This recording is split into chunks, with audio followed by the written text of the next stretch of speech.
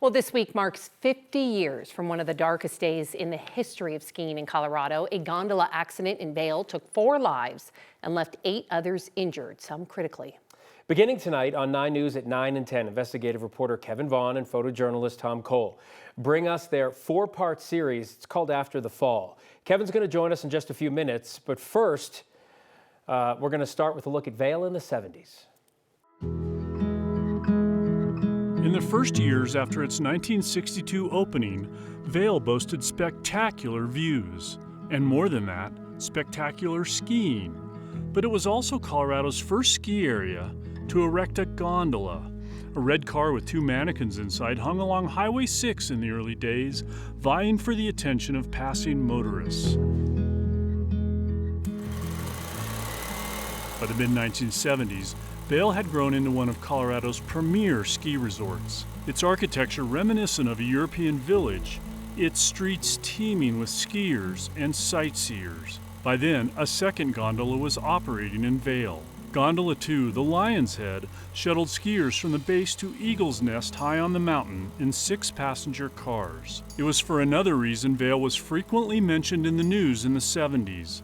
I, Gerald R. Ford, do solemnly swear. Mentioned because of its most famous part-time resident. The office of President of the United States. President Ford had what was often described in those days as a summer home in Vail, and he and First Lady Betty Ford spent time there often.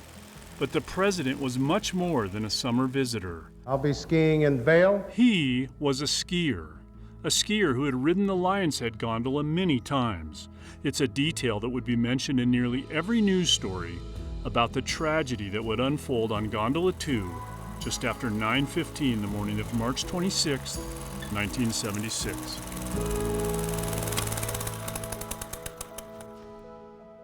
All right, so that lays the groundwork for what we're talking about. Kevin joins us now with a look at what's happening. First, for those who don't know the story, tell us, take us back. Well, essentially, Gondola 2, the Lionshead gondola at Vail, was operating in 1976, and the gondola's cars rode on a top cable, which was a series of smaller wires all braided together.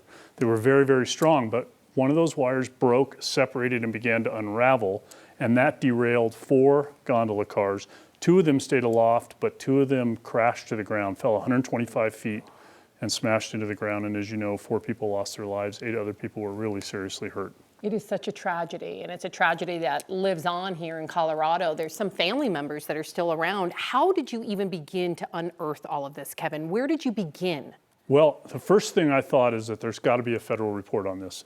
The ski areas here operate on Forest Service land, and so that took some work, but I finally found a copy of the 270-page investigative report in a small library at the Colorado School of Mines in Golden. And then Tom Cole and I set about to figure out what we had on hand. We have all of our old film stored in a warehouse across town. So we headed out there and started digging through cardboard boxes and pulling out reels of film.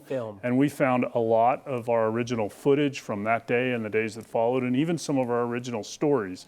Some of them we haven't found, some of that out there is not that organized, so there may be more that we didn't get, but we got a lot. All right, I would imagine finding the film, because we have a warehouse where we keep some of that stuff, and you know, as an investigative reporter, you can dig up what you need, but what about finding people who were part of it? Yeah, well, when this started, I wasn't sure whether anybody that had been through this was even alive. It turned out that 3 of the survivors remain with us, and they were 3 young men who came from a small town outside Boston, and they had come to Colorado with a 4th friend, actually several other friends, and they spent their time skiing that week in Vail. Are they spread out all over the country? They're all over the country. We went to Florida, we went to South Carolina, we went to Indiana to interview them, and this is a story they have never really talked about, even with each other. It's sort of been shrouded in this silence. When they talked about it, it was just around the edges. They told the story in incredible depth for the first time with us. Well, it's just such an awful story, and the trauma and the post-traumatic that comes out of it, I can't even imagine, but I cannot wait to see these stories. I know, me too. I think it's going to touch people in a real deep way, and these guys are really interesting in their experiences, and you know, the way they carry it today, it's significant. Oh my goodness. Kevin, thank you. 9 and 10, tonight 9 and 10, Kevin Vaughn and Tom Cole. Well done. Thank you.